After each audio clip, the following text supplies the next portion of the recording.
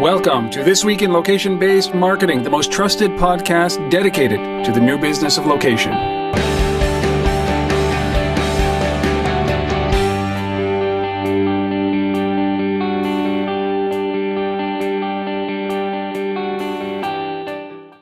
It is time for This Week in Location-Based Marketing. This is episode number 154. Recording this live bright early on Saturday, November 2nd, 2013.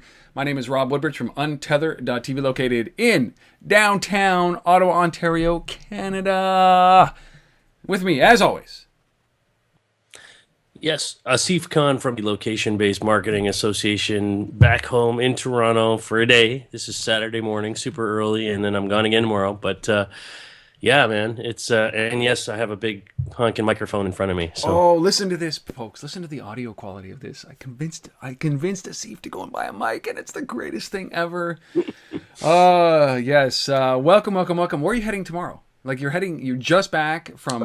I'm heading down to Boca Raton actually for a couple of days for a conference where I actually get to be the buyer.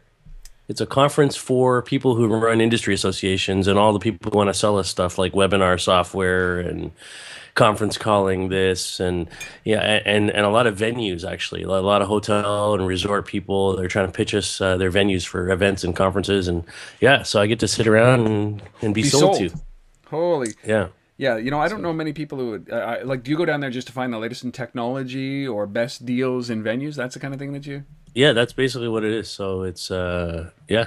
And do you get like a free condo week stay or something like that for doing that? It's all paid for. It's like, it's all set up. Like they bring you down there and the idea is all these vendors are trying to pitch you. That's wicked. How do I get involved in that? Free trip to Boca? I'll take it. Exactly. So... Well, you were just... You were just in Chicago, man, and so you just came back from Ramp. Talk about Ramp and how was it this year? And I mean, without Melissa, did it? You were the MC. Talk about this. Yeah, so I mean, it was obviously very difficult without Melissa. She was, the energy and the creator and everything really around that event. So I did get to, I didn't MC the whole show. I ended up, my buddy, Trip Sessions, who's one of the other members, did a lot of it, but, I did do the opening, welcome and the memorial piece, and there's a little memorial video and some tears were flying in the room and things like that. So that was difficult, but, it was a great show, very well attended, all things considered. And some very good content in terms of diversity of sessions and folks there, and a lot of great retailers, as you would expect in the room. So I'm excited about it, and I think there's an interesting future ahead for Ramp. That's all I can say right now. So. Oh, I love it. Shrouded in mystery. All right, I ask this every year because we've been doing this now for so many years, Steve. Retailers, are they starting, so I think 3 years ago it was like fear, like deer in the caught in the headlights, and then last year you said that they were starting to transition and they were starting to embrace this, and there was a good percentage that were starting to get this, and I mean, based on the conversations that I have with you every week and the conversations that I have with Chuck Martin, every week, it seems that retail is now chugging along. The retailers are starting to understand the importance of what this means, mobile location marketing means. Is that a good assumption here from what you saw there? Yeah, absolutely. I talked to folks I know well. I talked to folks, new retail folks that I hadn't met before. And I think generally I can say that, they're all at various levels of implementation and pilots and trialing stuff. That's very obvious, and if they're not, they're absolutely gearing up to do so. Met with several interesting new companies that I hadn't talked to before. Companies like BJ's Wholesale, which is the equivalent of a Costco or Sam's Club type company. They're very interested in technology. Talked to a guy from called Mapco Express, which is a convenience gas retailer that was there from the Southeast U.S. They're trying to figure out their digital strategy right now, and they understand this stuff's really important. And it's interesting. It's mobile, it's location, it's loyalty, it's payments, it's all of that coming together, and everybody understands that it's not. We can't just do one or the other. We got to figure out an overall strategy that brings that together. So yeah. Yeah, you know, I think that we talk about this quite a bit, but I think now they're starting to get it. And you know, some of the stats that Chuck Martin brings up, you know, where there's a ridiculous stat that something like, you know, there's actually a huge percentage, 40 to 45% of retailers don't think that mobile is going to have an influence on this year's Christmas sales, right? So I think that there's still some work to do, but I think we're entering this stage where there's going to be a ton of investment in this, you know, in infrastructure and software development and in testing and hypotheses, so I, you know, it's kind of like this. There's going to be a lot of money put into it and not a lot of gains, and I think that only the strong-willed will come out of this, you know, well-to-do and positioned well, maybe in a year or two down the road. But this is where it's the massive investment piece that worries me about the retailers, because I think that they get into it, like you said, all those pieces. But they have to spend the money to be able to get going in this, and some of them are so far behind. For sure. Yeah. And it's tough. I think the tough part is figuring out where to start, right? And I think for a lot of these guys, it's, you know, they see all this stuff, they see the case studies, the examples, and they're like, wow, yeah, we can do that. But then it's like, oh, well, we need to go back and look at what we already got, figure out what, you know, where the easy wins are, and start to build some strategy around that. So anyways, Very cool. It was a great event. And there's a couple interesting events coming up in the next little while. So, you know, not BOK obviously, but later this coming week on Thursday, the 7th of November, I'll be in Edmonton, Alberta, Canada, for the Advertising Club of Edmonton's meetup. That's looking like it's going to be a great event. There's already like a couple hundred people, I think, signed up for that. So if you're in Edmonton, come out. That's the evening of the 7th, Advertising Club of Edmonton. Check it out. And then the following Thursday, the 14th, we have two LBMA events happening the same night. One in Atlanta with our chapter there. And that's an interesting one. That's an event that's focused on location as it relates to travel and tourism industry. So Jonathan Stevens, Blue Airlines, as well as Lisa West from Intercontinental Hotels, will be the kind of headline speakers. It's more of a fireside chat type of format, but the two of them are the ones that are the content for that. And then the same evening in Singapore, our chapter over there is hosting the next LBMA meetup over there. So lots going on. It's still we're still in the busy time. So. You know, there's somebody that you should talk to. I mean, we featured him here. He was using the Arrivalist software, Dave Rush, who is the director of marketing for Atlantic City, the ACCVA. And this guy is, mentioned him when he was a guest on the show. I've just posted the episode up on Untethered.tv this past weekend. And like he is going to be the prototypical city marketer, right? Because when it comes to tourism, because he has a baked strategy for attracting people from, you know, New York and Philadelphia and other parts of New Jersey and even outside of Atlantic City. And then he goes out and then he uses mobile for that. And then he uses email and print. I mean, it is an unbelievable process that he goes through. I'm so impressed with this guy. And he used Xtify, uses, Arrivalist. And if you're ever going to bring somebody into an event like that, even, you know, another Atlanta event or somewhere, he is a guy that should talk, because I believe that he is way ahead of everybody else that is doing this for the cities and especially tourist locations. And so Dave is an amazing, amazing mind to tap for this kind of stuff. So keep that in mind, Steve, because I'm blown away by this guy. Blown away. So the one that's in Atlanta on the 14th, right? Yes. Wow. And you know what? You could almost do this like the Singapore Atlanta. Like, couldn't you leave Atlanta after that event and get to Singapore? No, you couldn't. You go to Singapore first and then Atlanta, right? Yeah. Not sure I would want to do that, but anyways. Well, you know, I have one thing. I was at an event yesterday, which would have been Friday. It was at TICON Canada. TI is the Indus Entrepreneur Network, and it's a huge international network that supports entrepreneurs around the world. And there was something that inspired me so much. Maybe you've heard of this guy. He's based out of Toronto. He's a Canadian. His name is Suneet Singh Tuli. He's the founder and CEO of a company called DataWind. And these are the guys that are building the $50 tablet for India to start with. And he wants to equip underprivileged or uneducated or people who can't afford, who have never been educated in developing or emerging economies. He wants to equip 3 billion of these kids and early teens with tablets, $50 affordable tablets.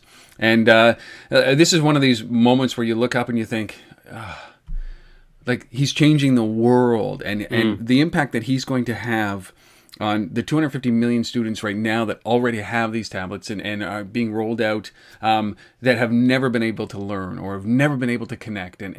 So like the tablet is the Akash. It's also called the Ubi Slate, and it's this is something, if you can, just go to datawin.com, understand what this guy's doing. He is a Canadian, and he is about to disrupt and I don't know, prop up. India's huge, 1.1 billion people. They have a 30% literacy rate. That's what their literacy rate is. Still huge, 300 million people plus. Crazy.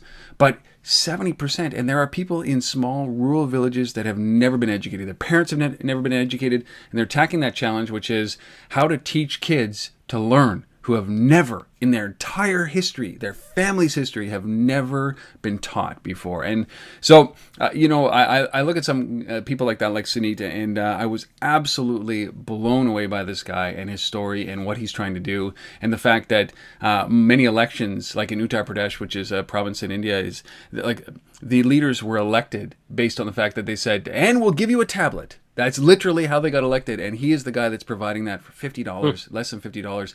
And from a specs standpoint, it is the processor capabilities are on par with an iPad. He's not competing with the iPad, and storage and RAM is on spec with the iPad.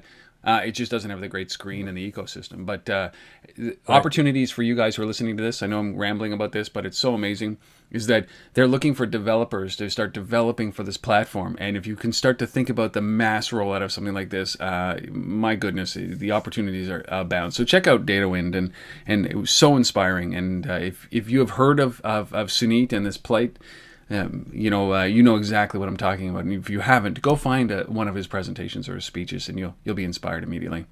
Wow, cool. All right, that was a long introduction. Why don't we jump into this? We got a huge show. Great guest in Pete Erickson, who's the founder of Modev and Disruptathon. You got to sit down with him. We got a resource of the week. I'm going to start here with Chuck Martin. Really very relevant. Here's a mobile minute where we talk about in-store targeting and how it moves merchandise. This is obviously very important. As Asif, you have said, this is the next quadrillion dollar industry, which is in-store. Mm-hmm. Yeah. So here is Chuck talking about in-store targeting and how it moves merchandise.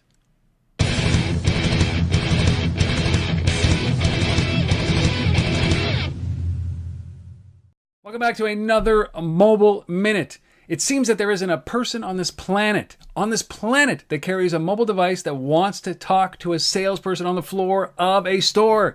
Is that true?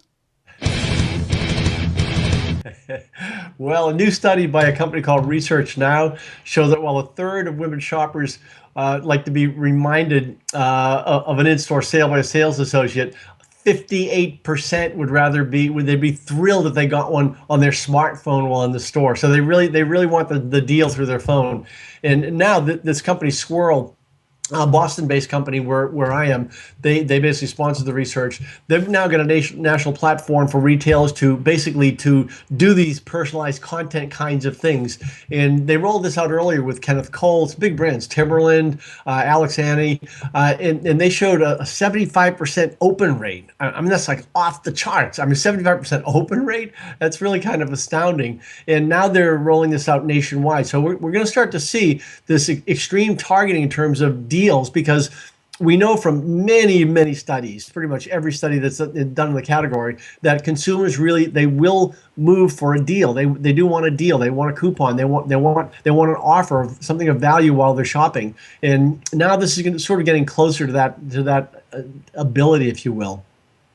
I've often said that everybody has a price, right? They're willing to give up a little bit of their privacy for something. And another study that you quoted in an article recently said that, is that people are willing to give their location up for a little bit of a discount.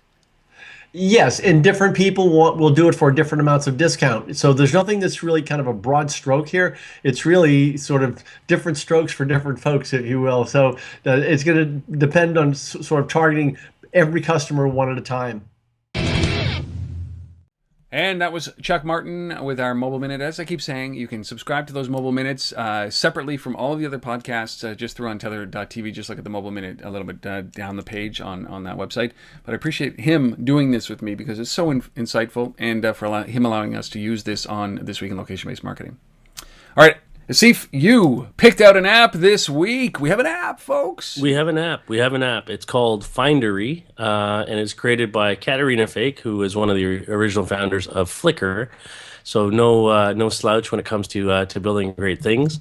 So Findery is sort of described as an augmented location discovery app that's kind of like Google's Field Trip that we've talked about before. So it's about annotating the world around you, leaving notes for people to discover about what's happening near them.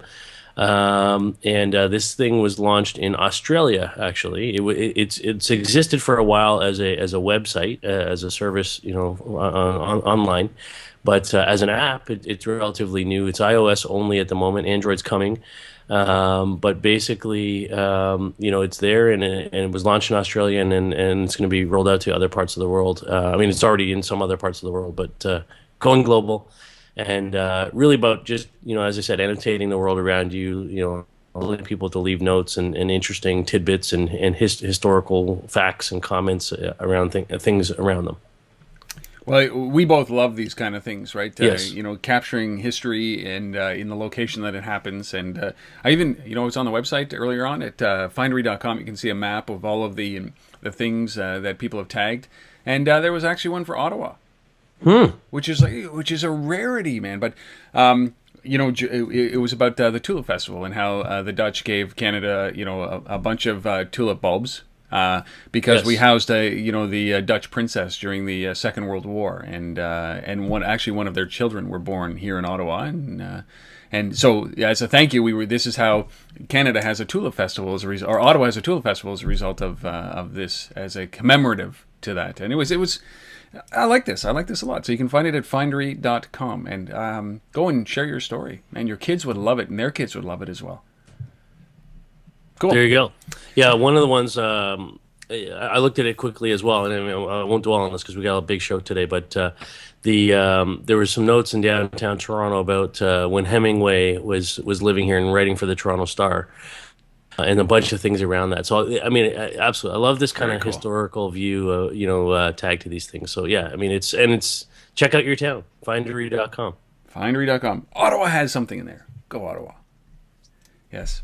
Who got pummeled in hockey again last night. All right. Never mind. Okay, so our first story here, our first official story, that is about a company called Spindle. We've talked about these guys once before, I believe. They are a mobile payments commerce solution company, and they've signed a deal with Multimax, which is a company that if you work in any of those office towers and you've seen coffee machines in the cafeteria area, where you pop in your K-Cup or your whatever, it's those vending machines for coffee is what Multimax, not just coffee, but primarily coffee, has been known for. And so what these guys have done is they've got a product called Me Network, which is their mobile commerce technology, and they've now applied that to these vending machines. And for me, I like this because, for me, it's a struggle to find a use case for mobile payments and commerce technology that is easier, better, more convenient than my credit card or stuff that just works that I'm used to. But when you're talking about little micro transactions like this, like paying for a coffee or a bag of chips or whatever it is that you're doing, we don't we don't like carrying a lot of change around with us. You don't really want to use a credit card for something that's going to cost you $1.25. So tying it in with something like this, where I can use my phone and I can have that sort of simple commerce transaction happen, makes sense in this environment. So I like this. And the other piece I like about it is that again, what consumer doesn't see is they've teamed up with a company called Cardis USA for the actual processing, the transaction processing piece. And what's nice about this is they're actually saving the merchant money here, because they're not trying to take a fee on every transaction. They actually bulk them together in volume across multiple locations and submit that as one bigger transaction to reduce the transaction fee piece around this. That's very cool. So I like that too. Yeah, that's very cool. And yeah, because a lot of transactions is prohibitive because it cuts right into the profit margins for a lot of these guys, and they're very low. So that's a great, finally a use I mean, that and parking, right? Like those are the kind of things, Yes. like, on-street parking that I think that's where you get the slow adoption, right? At that pain point, and then maybe you start to move into other areas. But that's I often don't have change because I'm Canadian. I don't carry any damn like currency, real hard currency. So I think this is good. Mm-hmm. Very cool. There you go.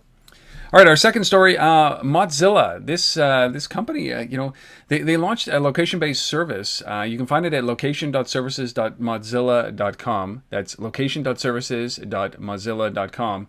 And they labeled this an experimental pilot project to provide geolocation lookups based on publicly available cell tower and Wi-Fi access points. And I think that this is really interesting because they're trying to basically build an open source database of location, and they say that they're going to use it for helping people with no GPS or limited GPS or limited GPS signal, and laptops without GPS or devices without GPS that can use this service to quickly identify their approximate location. And they're doing this. They're asking the public right now to download their Android app Moz Stumbler and really, really, really help actually pinpoint locations. So tag your locations, and they'll do the rest of it. But they're asking us to contribute to this location database. And this sounds very familiar, but I like this idea because we don't really have. There's another one. It's in Europe, which is the Open WLAN map, and it's a free alternative. It's very, very similar to many commercial offerings, including Google. And it has many, many, many, many, many, many more points of interest or data that's in the database. But this is, maybe they should combine and come up with something that is actually competitive to something like Google. And then Mozilla is actually opening up an API so that you can leverage this data in your own applications, which I think we need, right? Yeah, absolutely. I was looking at some of the stats in this. There's already about 6 million plus points. Locations in this thing. Over 3. Is it 3? Yeah. Just almost 4 million cell locations tracked in this thing. So this is pretty cool. It reminds me a little bit of Skyhook, actually, in some respects. So Skyhook Wireless, which is purely on the Wi-Fi side, but in terms of providing that sort of database of Wi-Fi locations to assist location lookup from a GPS perspective, as you already alluded to. So, yeah, I think more is better in this world in terms of this kind of stuff, and especially when it's open source and people can contribute to it. I'm not sure. I mean. It's a tough thing because you got to figure out in the end. I mean, Mozilla is the open source company. I mean, they've always been that, right? From the browser, the code around that, and allowing people to contribute and write, add-ons and all that kind of stuff to that environment, and now obviously with location. So this makes complete sense to me for them. But obviously they're not looking to sell this thing like Locationary did to Apple or those kinds of things. So I guess there doesn't need to be any real motivation for the consumer other than we're contributing to the greater good. Yeah, and competition is good. Competition is good, right? And you've got all of the big guys playing in this space, and why not do this? And it was OpenGeo, right? Is that the one that I'm thinking about, or what was the one that was bought by Urban Airship? Simple Geo. Yeah, and that was the concept, and they were bought by Urban Airship a couple of years ago. Yep. And it's taken this, and now I know that Open WLAN Map has been doing this for a little bit longer. So, we need to fill in that space. And, I think that you start to think about these big companies that own all of this data, like Google and like Apple and like Nokia. And at some point, these become commercial vehicles for them. And at some point, we need an alternative to that if you want to remain pure and clean and not feel dirty about using that data. And so maybe this is it. But you can check them out, as I said, location.services.mozilla.com. And you can also check out the Open WLAN Map at openwlanmap.org. And just hit your Google Translate there in Chrome, and you'll be able to understand what those guys are doing. So, alternatives are great. Competition are great. Free is amazing. APIs are incredible. So, driven by Mozilla, deserves the, your attention. And if they had an iPhone application, I would contribute to this, but they don't. So, I can't. All right. Awesome. All right. Number 3. Very cool. I suppose, Asif, right? This is coming to us from Tide, the laundry detergent that you love, you come to love. And basically, they're doing an interesting kind of Halloween-oriented campaign, you could call this. And it's about taking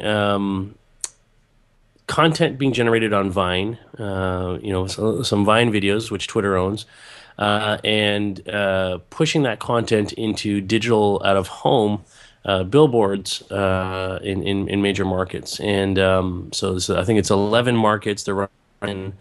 And it's over the Halloween period, so which is just wrapping up now. But basically, 6.5-second long videos, which is the Vine piece. Really cool. I mean, you've got a bunch of them. I think you're going to show in a second. And I guess the reason I brought this story forward is, I'm a big proponent of, multi-screen, multi-channel engagement. I don't believe in, let's just do online and let's just do mobile and let's just do digital out of home. Let's find ways to bring these things together. So they've attempted that here. I'm not sure this is the best implementation of it from my perspective, but credit for making the attempt to blend mediums together. Yeah, I mean, they got lazy. They created a bunch of vines, which were very well done, and they kind of recreate some of the classic horror films, and I'll just show those as I go here. So they recreated Carrie and Poltergeist and Psycho and Paranormal Activity, and I think that's innovative, right? I think that's well done, and they could have done it on Vine or Instagram video. Yeah, the videos are great. The videos are good. But then they got lazy. They said, hey, let's throw up a Vine logo and take a still of the video that we did, and we'll call that cross channel, right? So idea good, implementation on the video side amazing. But this isn't really cross screen. I mean, this is just taking a screen grab and throwing it up as another advertising. You'll see here, this is what it looks like. And so when you start to think about this is a small step forward, I suppose. Mm-hmm. Marketers are embracing Vine, although I don't understand why they're not embracing something like Instagram video, which has 10 times the activity right now. We saw this great statistic of Vines plummeting the day that Instagram was released, and Instagram video. So this is a good start, but it's not really cross. It's not really cross-platform at this point. It's just, hey, let's say it is, and it's really not. But all kudos to Tide for doing those videos. Yes, great videos. Yeah, I like those videos. All right, those are the first 3 stories. Love them or hate them, that's what we got. If you have one that you think that should be in there, the top 3 stories of the week, you got to reach out, rob@untether.tv or asif@thelbma.com. We're going to take a break here for our guest, Pete Erickson. Yeah, so earlier this week I had a chance to sit down with Pete Erickson, who's the founder of Modev, which is a conference that's coming up shortly in McLean, Virginia.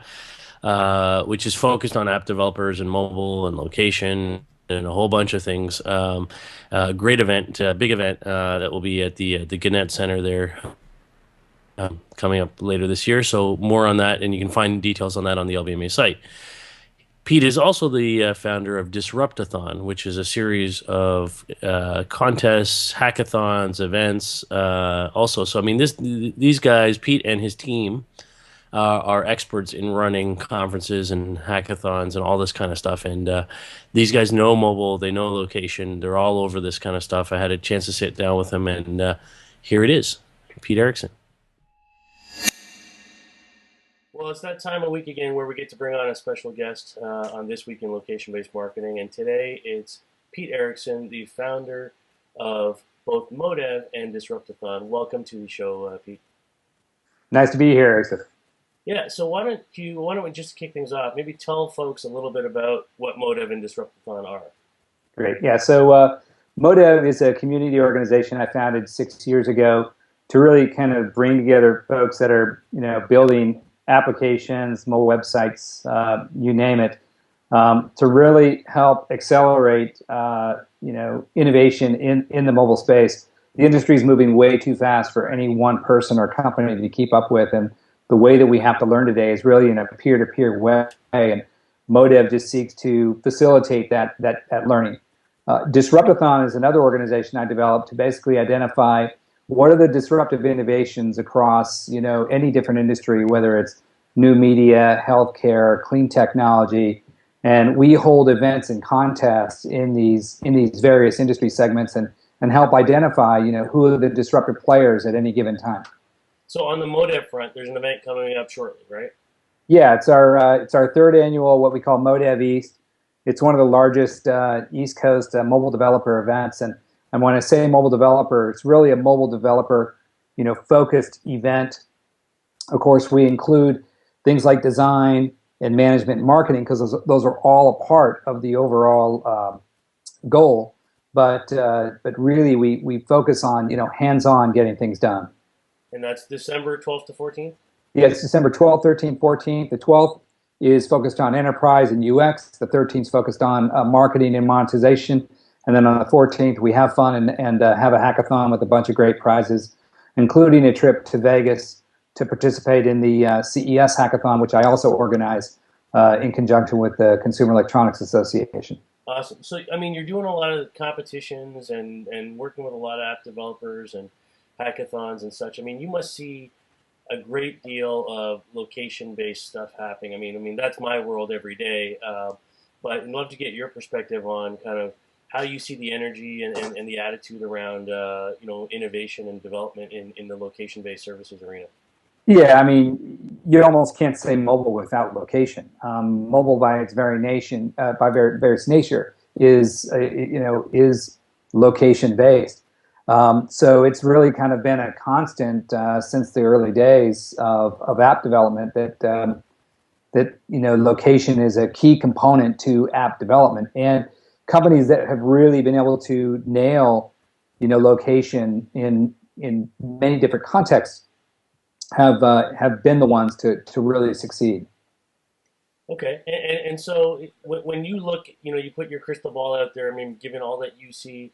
And big company or startup, I mean, is there one company that you think is really leveraging mobile and app development capabilities and kind of driving the innovation at the moment? Well, you can take big company examples like Coca-Cola, and they are doing some really creative stuff around their vending machines and their customers and applications. Some of it's hit the market, some of it hasn't, but I would say that they are hyper-focused as a large organization on location. But then there are a lot of startups that are really, starting with a clean slate and saying, how do we really leverage location and social to create new value and new experiences. The latest example is Social Radar, a company based out of DC, but they've already, pre-revenue raised a pretty large amount of money, I think $12.5 million. And they are, building a really compelling story around location and our social networks. And it's really, I think, my take is when you peel the covers off, it's a big data play, but it's really using location as a driving force. Okay, and so when you see that happening and you start to see companies like Coca-Cola, that's one of our members, I completely agree. They're doing tons in the space and are very focused on bringing, connectivity across devices, vending machines, location, social, cross-media platforms. Absolutely. Is there any concerns that you have? In the last couple of weeks, for example, we saw, the Future of Privacy Forum came out with Senator Schumer and all those issues around, new codes of conduct for location sharing and tracking and things like that. What, and maybe that's not the issue, but is there a particular concern that you see that as app developers people need to be thinking about? Yeah, I mean, the policy concerns are real. I mean, things like the term "do not track." It plays very well on Capitol Hill and it helps get people elected. But the reality of that is that it could have a grave consequences on innovation for developers that are developing both consumer apps and actually, very other, maybe potentially life-saving apps in the healthcare space. So, I myself have spent plenty of time up on Capitol Hill, just given my close proximity to the Hill, and being a part of really educating lawmakers about what what it really means to try to curb innovation in the area of location. So yeah, there's some real concerns that we have as a developer organization around this area. My thing is we got to just move forward and keep innovating and show that innovation has so much more value to society, and that if there are a few bad apples out there, we got to deal with them through other means, through punitive means, but don't punish the entire industry when the fact that we now have these smart devices that enable a myriad of different innovative applications. We really shouldn't curb that. I do also, I will say that I believe privacy is important. I think that but I do think there are ways that's being dealt with by the industry, and I think that the industry needs to come together and find solutions, which is happening. It's good to see a number of the different advocacy organizations coming together to try to work to help solve this in a way similar to the motion picture industry solved, the rating system. This is all doable, and we should not be dictating technology via legislation. Awesome. I completely agree with that sentiment. So, we truly appreciate your time and taking a few minutes out of your day to come and share with our audience your thoughts on location and your environment around Modev and Disruptathon. So, again, for our listeners, if you're in the D.C., McLean, Virginia, at the Gannett Center, that's where this Modev is happening, December 12th to 14th. We hope you can make it out there and come out and meet Pete. I'll be there as well, speaking at the event. So excited about that, and truly appreciate you taking some time to join us today. So thanks. It's going to be great having you out there, Asif. I think we're going to have well over 500 developers on hand, and I know a lot of folks are interested in hearing your talk. So we look forward to having you out. Awesome. Well, thanks again for coming on. Thanks. Cheers. So thanks again to Pete for doing that. Really appreciate him taking the time. And if you can get out to McLean, Virginia, December 12th to 13th, to the 14th if you include the hackathon piece, on Saturday is the conference, the Modev conference. So thanks, Pete. Really appreciate it. Looking forward to seeing you in a couple months. Yeah, so you can hit that up either at thelbma.com/events or gomodev.com. Yeah, thanks, Pete, for doing that. Really appreciate your time. All right. Story number 4, free Wi-Fi. Asif, haven't we seen this? Yes. So this is a company called Aptilo, and basically they're launching free Wi-Fi based on social media logins, and delivering, once they build a network around that in terms of user base, location-based ad content over this Wi-Fi network. And this is all happening in Peru. Yeah, I've seen this because this was my previous business before I launched the Location-Based Marketing Association up here in Canada. So I built a national Wi-Fi network in places like Starbucks and airports and such. Had social media login as part of that mix and delivered location-based ads. So love this business. These guys, they know exactly what they're doing. They're geniuses. You're just a little ahead of your time. Is that what you're saying? Yeah, absolutely. And if you're listening to this and you want to know what it's like after you've built that network, give me a call.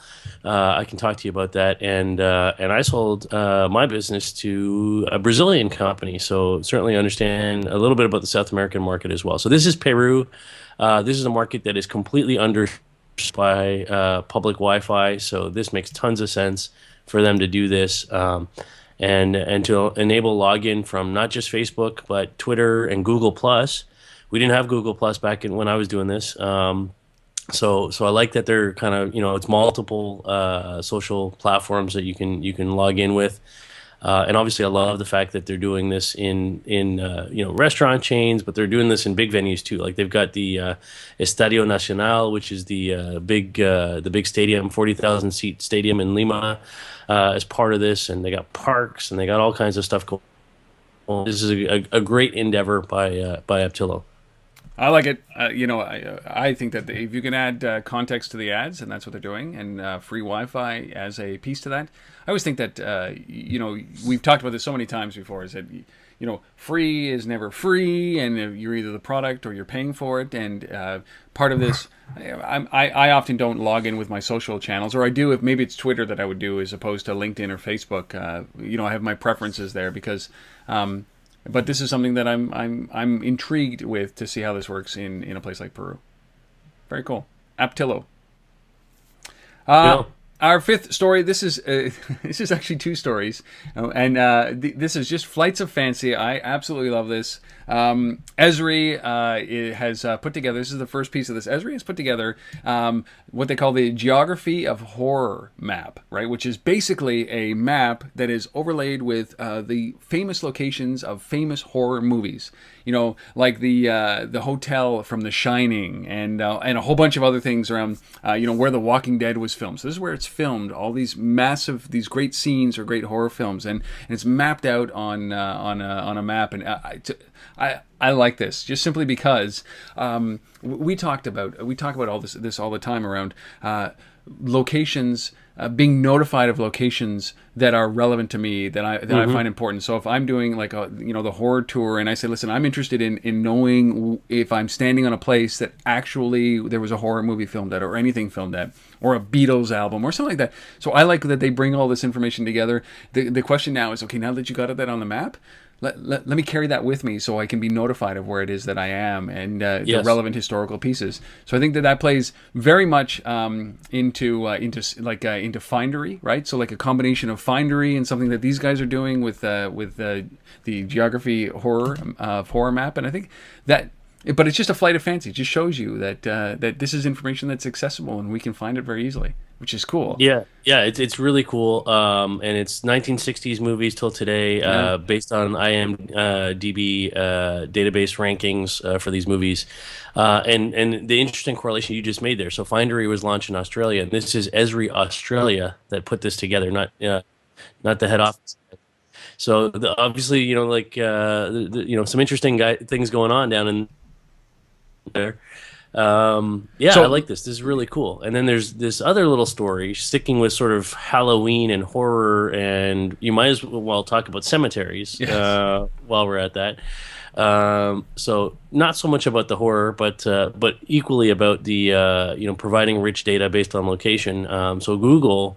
This is not launched yet, but Google has announced that they're going to be mapping with Street View technology Arlington Cemetery, which is the big national cemetery in the U.S. And there's 600 acres of this cemetery. This place is huge, and 400,000 active duty members, veterans, and families whose loved ones are buried there. So a lot of folks there, including a lot of former presidents, JFK, some Supreme Court justices, etc. So a lot of historical stuff going on there, and wouldn't it be great if you can walk around that with a map and actually know what's going on, and be able to find rich content around that. So that's another great initiative by Google. Doing something for the greater good. Yeah, and they say that you can go and visit Arlington National Cemetery without actually visiting, so you can go in and do a virtual visit. And that'll launch May 2014, I think, for the 150th anniversary of Arlington National Cemetery. And one of the interesting pieces to this is that there's the challenge is keeping this stuff up to date. It's one thing that they do with their Street View.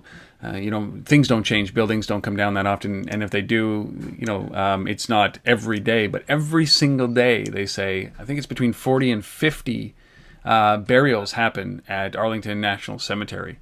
So it's a matter of how do you keep that up to date enough so that the information. Stop fighting wars. Yeah, there's this. Stop killing soldiers. Yes. Yes. That's exactly it's how you do it. But it's a fascinating thing, and kudos to Google, because there's no commercial value in this, and I think that there's something that's very relevant to this, and I like that they do these things that are for the greater good. So I'm going to read some email or some URLs out to you, just in case you're listening to this and you don't want to come to our websites, because these are going to be available. The links to these two places are going to be available on Tether.tv for this episode, which is 154, or on the lbma.com. But if you want to go to the ESRI map, it's mediamaps.esri.com. That's ESRI.com/geography-of-horror. Geography of Horror with hyphens between those. So that's that one. And then if you want to go to the Arlington National Cemetery, there's a great video on Mashable.com which will describe it for you, because it's not available yet. So there's a great video up there. So just go to Mashable.com and do a search for Google Arlington Cemetery, and you'll see those two things. So very cool stories, man. Very Excellent. Cool. Flights of Fancy. More story? Yep. And by the way, last week, when I was at Ramp this week, and a bunch of people came up to me who watched the show, and they're like, "Dude, that Copenhagen wheel thing that you guys talked about last week is the coolest, most interesting thing I've ever seen." I'm like, "All right." It really was. It really was. It really was. So thanks for all the people who pointed that out. We appreciate that. This sixth story, I met a guy this week at the conference who was involved on the agency side of creating this project.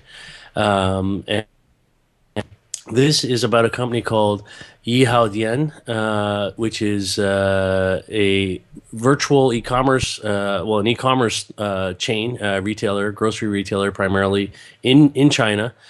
And they did a campaign where they launched overnight 1,000 stores that exist in augmented reality. And this is just super cool.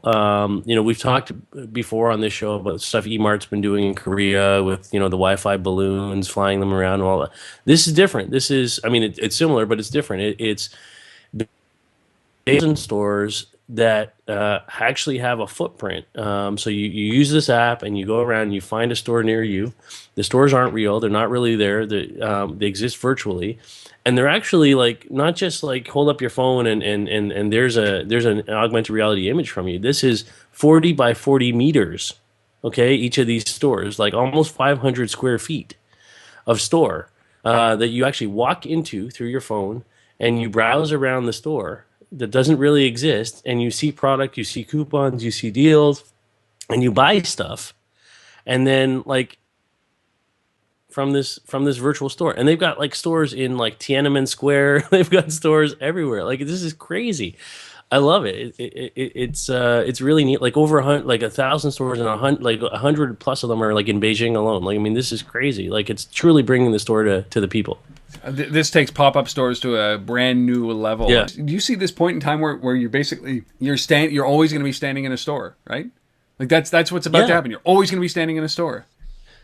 Yeah, I think that's quite possible, right? Where we just wouldn't be interesting if you actually had here's an idea for somebody out there who's listening. Take this concept, and now think about building a Foursquare type environment where it's basically multiple retailers in the same app. Yeah. Right? And you just go, I want Sears today. So let me click on here, and now I have virtual Sears store. And you scroll through again, and now now I got Tesco. And you can walk into the store, virtually, any of them, all through a single app environment. That's pretty interesting.